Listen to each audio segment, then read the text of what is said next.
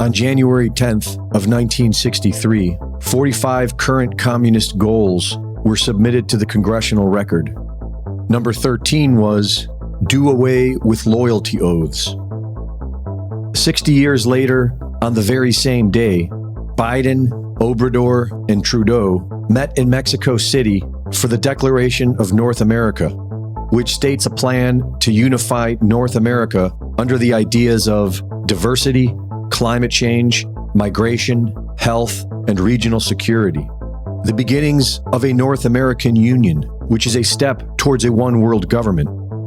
According to law, elected officials must swear an oath that they will support, defend, and bear true faith and allegiance to the Constitution of the United States against all enemies, foreign and domestic. And through the Freedom of Information Act, U.S. Attorney Todd Callender, along with his team at Project Proper Oath, found that not a single member of the existing cabinet has a valid oath of office. U.S. Secretary of the Treasury Janet Yellen has no oath of office. U.S. Secretary of Defense Lloyd Austin has no oath of office and has also failed to register as a foreign agent, which is required due to serving on the boards and conducting international business with Raytheon, Nucor, and Tenet Healthcare. U.S. Attorney General Merrick Garland has no oath of office.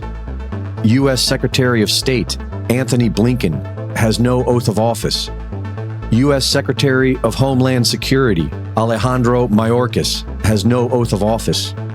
U.S. Secretary of Transportation Pete Buttigieg has no oath of office. U.S. Secretary of Health and Human Services Xavier Becerra, responsible for declaring a national emergency during COVID, has no oath of office. Former Director of the Centers for Disease Control Rochelle Walensky had no oath of office. U.S. Special Counsel Jack Smith, responsible for investigating the January 6th U.S. Capitol attack, has no oath of office. U.S. Attorney for the District of Columbia Matthew Graves, Chief Prosecutor of Jan 6ers, has no oath of office.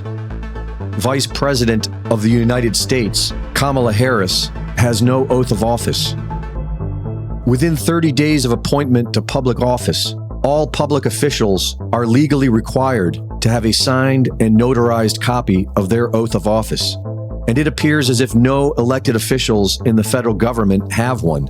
They are either non-existent, incomplete, or fraudulent. The fraudulent ones are missing signatures, are not notarized, and in most of them, the words, "So help me God," are in all caps. In the U.S. Constitution, "So help me God" is not in all caps. And this matters, as many have been telling us for decades, including the great Jordan Maxwell. Today, the entire world of mankind operates under a world law, which is referred to as the law of the high seas or international maritime admiralty. When you were born, you came out of your mother's water. Since you came out of your mother's water, you are a maritime product.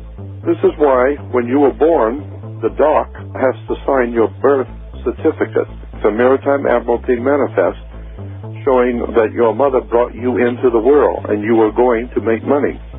Anything in this country, if it's a lawful legal document of any kind, your name must be, according to maritime law, be in all capital letters. Why? Because you do not own your body. You do not own yourself.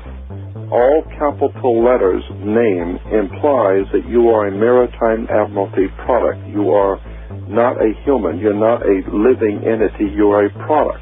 You're a living entity person. The actual you is represented under law by upper and lowercase name. So you are a corporation whether you know it or not. But you are merely a subsidiary of a larger corporation called United States. This is the way the law works. Reporting for InfoWars, this is Greg Reese.